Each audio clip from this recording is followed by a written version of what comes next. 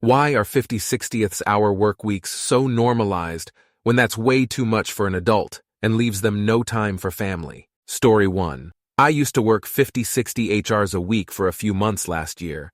It was my first job at the airport, and we were severely understaffed. I worked every day, 8-10 HR shifts, and got severe health issues from it. I was 20 back then, and told myself to never do this to myself again. No money is worth your health or alone time. You're too young to work away your life. Story 2. My contract is 40 hours, I work 40 hours, I get paid 40 hours. Sometimes I put extra hours in, but everything above those 40 hours is compensated with either time off or extra pay. But I feel this strongly depends on where you live and work. Also, the sector could be a major factor. I used to work 36, and I'm planning on going back to that. 4 days with 9 hours a day. Story 3. I had such a job in the past. It was horrible. After 3 years, I had to go to a hospital. In the meantime of those 3 years, I had heavily insomnia, never was really able to rest. Coping is the wrong word, more like surviving. I was happy, though, when they fired me after I had to go to the hospital. Story 4. I'm an electrician and work more than 40 for several months out of the year. That being said, I start work at 6 a.m., so picking up an hour or two in the evening still gets me home by 4 or 5. I pick up some weekends, too. Generally 10 hours on Saturday and 10 on Sunday. Saturday is time and a half, Sunday is double. After taxes, I clear a bit over $1,000 for a weekend. I might work a dozen weekends a year, so it's not an overwhelming amount. Story 5. There are plenty of toxic workplaces in the U.S. where salaried employees are routinely assigned 50 to 60 hours of work per week and are harassed if they don't get all that work done. The employer can be very aggressive about insisting on it using performance improvement plans, toxic peers applying pressure, and matrix management arrangements where more than one person is carefully watching to instantly complain if the work isn't getting done. I'm describing my partner's job. She had her second interview at a much more enlightened company yesterday. I've been telling her to find something less toxic for a year. Unfortunately, your only power in those circumstances is to quit. I've certainly had jobs with death marches, but they're counterbalanced with times where people are working well less than 40 hours. Story 6. I wouldn't call it normalized. I mean, for me it's become standard, but I wouldn't say it's a widespread thing. I still know plenty of people who won't do a single hour over 40, which is completely fine. The reality is, though, some jobs are more demanding than others, and especially if you're in or desiring to enter leadership positions, it comes with it. I lead a team of 19 who start at 5 a.m. Now I open the building up, not to mention plan the team's day, so I'm generally in 45 minutes before them. My team leaves at 2:30. No one has ever said I couldn't leave before my team, but who the fuck wants to be on a team where the boss leaves earlier than they do? Then the reality also is that even if I wanted to leave before my team, I generally have enough work to do to keep me there well past their finish. Story 7. I am leaving a job that asked me to do 50/60th hours a week. Money-wise, it is great, and really that is the main motivation. But then you start to question your own value. How much is your family time worth? Your sanity, your peace of mind, your rest? When you work that much, you don't work optimally anymore. You start to make more mistakes because you are tired and can no longer focus. When you make mistakes, the bosses don't care how much you work. You got paid for it is a common answer. In the end, nobody will remember how many hours you worked except you and your family. Story 8. I work between 56 hours a week as a sous chef over 4 days. It's weird to say the least because I genuinely would say I have a good work-life balance. I work WedSat, and from about 10 a.m. 10 p.m., but will sometimes have an admin shift where I do all the busy work for 8 hours on what would normally be a day off, but I do that remotely. I will say that a 50/60th hour week isn't normalized at all, and 36/40 is more common. On my schedule, I do 4 on 3 off and get plenty of time with my partner, friends, and personal time as well. It really depends on the industry, I think. I get the privilege of having a great team in a fairly quiet spot, so I can spend a lot of time socializing or working on personal stuff even while on shift. And the pay is phenomenal when you combine it with the time off I get.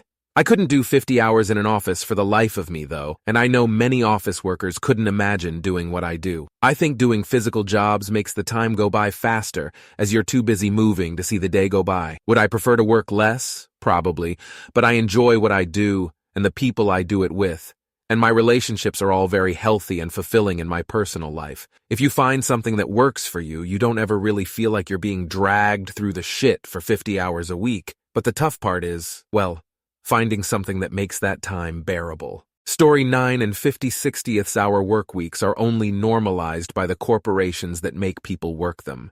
People need to stop allowing this practice to happen. That's far easier said than done, though. People need their jobs and stay out of fear. Obviously, some people enjoy being workaholics, and others are driven by bank accounts. The vast majority, however, aren't in those positions. Story 10. I had this argument with a child-free person not too long ago. She argued she has plenty of time for friends and family, and she works about a 50 HR week. My husband can range from 40 HR weeks to 75 HR weeks, and there is no option for him. If his job says you're working a double, he's working a double. This person told me that even working those hours, my husband still has his days off for family. She thinks 2 days a week is plenty enough time to see your children, 8 and 16. When I brought up that it means he misses out on almost every school event and sports game, she told me, that's part of being a grown-up, like WTF? I absolutely loathe this hustle culture bullshit. Teaching kids they need to be working all the time. If they aren't working, they better be thinking about working. They should dream about work. Gotta hustle till you make it. Gotta make that money. At what fucking cost? Is money really more important than your health? Both mental and physical? Is it more important than family? No one should have to put their mental and physical well-being in jeopardy just to make enough money to survive. It's disgusting. I do not understand anyone who isn't a high-ranking employee, CEO, CFO, COO, etc., backing longer work weeks and not shorter ones. It's so stupid.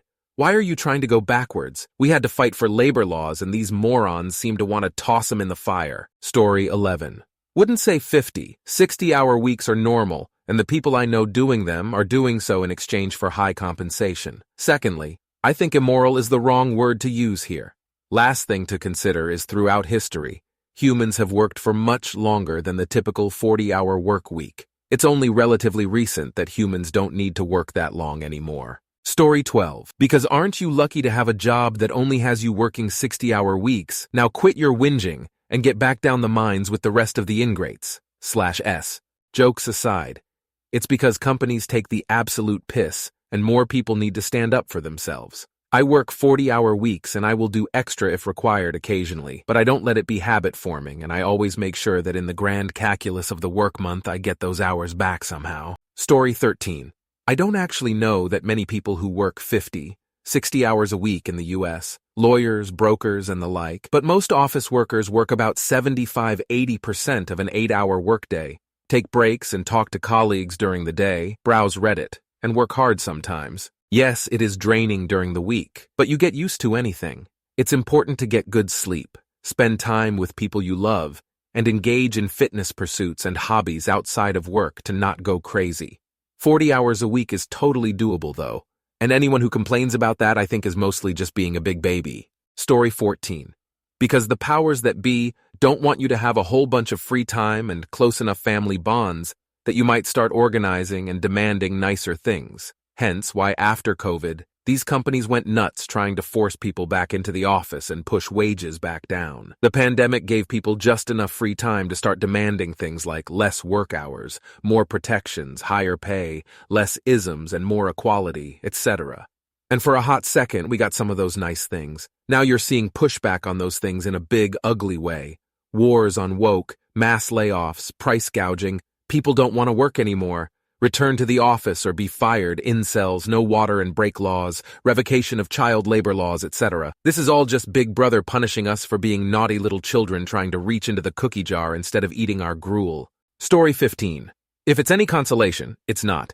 90-hour work weeks used to be very common in the middle part of the industrial age, around the turn of the 20th century before WW1. Every time workers won pay increases or hour expectation reductions, some economic crash or other would happen, and for the good of society, it is time to cut wages and increase the hours. It's only after the world wars and a lot of strife did we get the 40-hour work week. And very quickly, people were finding ways around this, asking white-collar workers to do extra hours because of the big order that came in, or out of professional pride. And it still basically means you need a partner who works significantly less to take care of all the life things while you are working those hours. Story 16. I sincerely believe that increased automation and AI could, with the right legislation, mean that less work is normalized. If people can spend time with friends and family, engage in activities they are passionate about, and have more stress-free time for themselves, they will be happier. The problem is that society today expects you to dedicate your life to a paycheck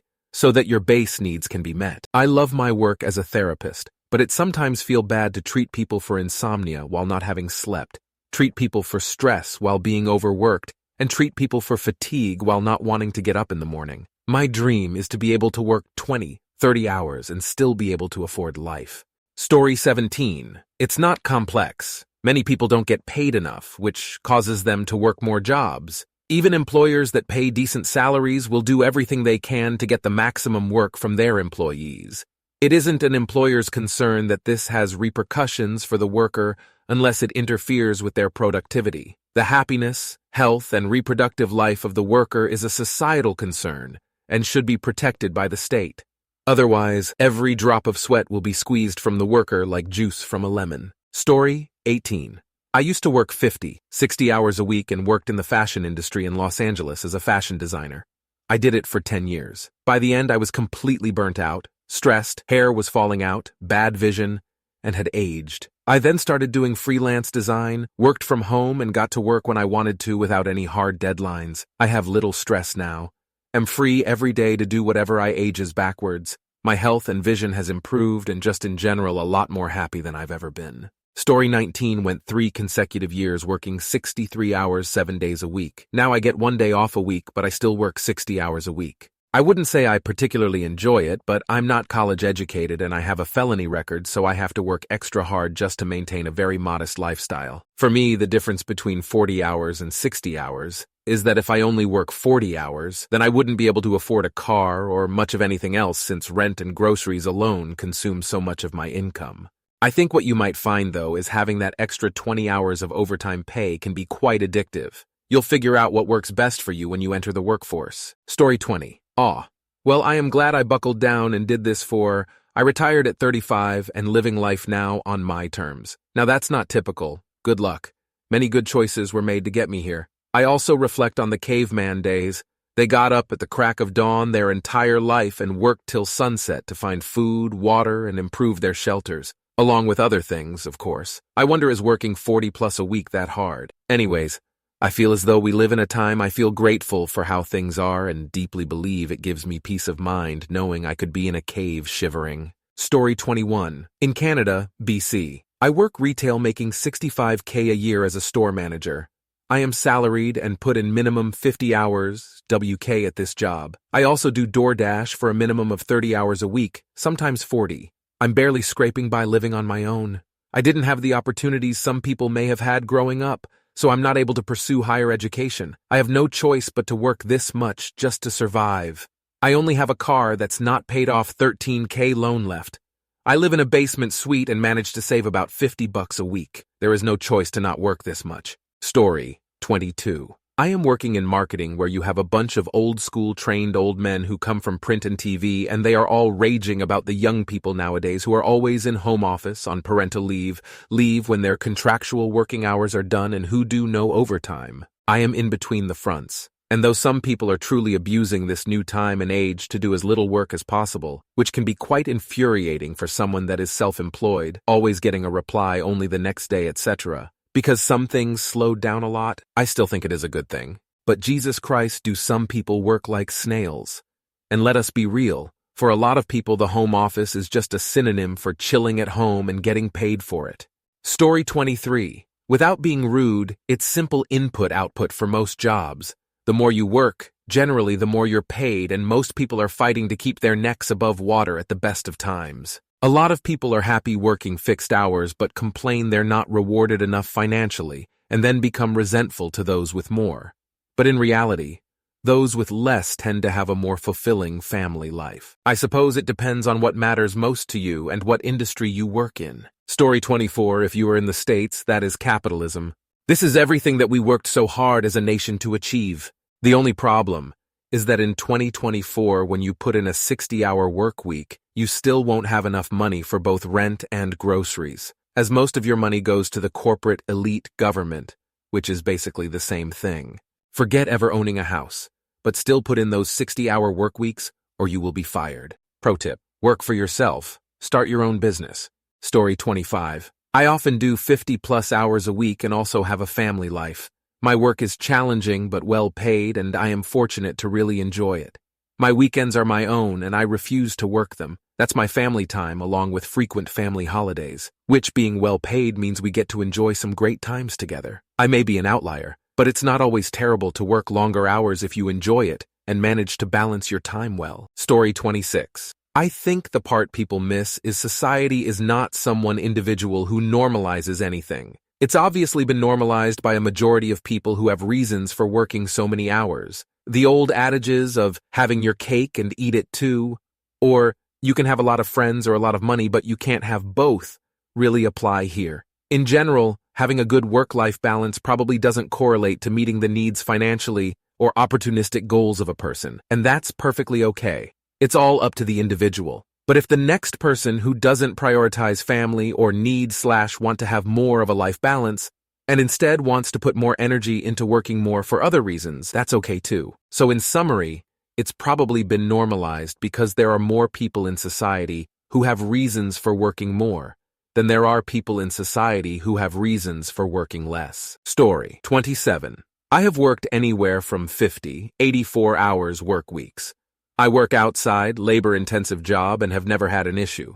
I am well aware eventually my body will tell me no more and I'll have to cut back. I've maintained friendships with people, have a stable relationship, and am doing well mentally. I enjoy my job, which really helps.